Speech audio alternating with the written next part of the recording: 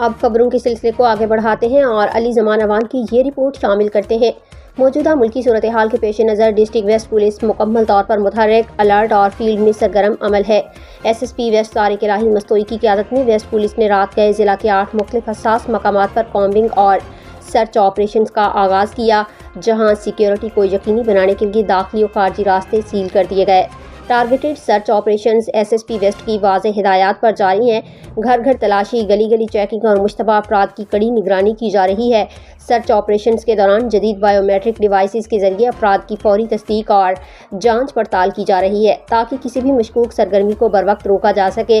Police ٹیمیں ہوٹلوں، دکانوں، گوداموں اور خالی پلاٹس تک کی مکمل تلاشی لے رہی ہیں، جبکہ گشت اور ناکہ بندی کے نظام کو بھی مزید سخت کر دیا گیا ہے۔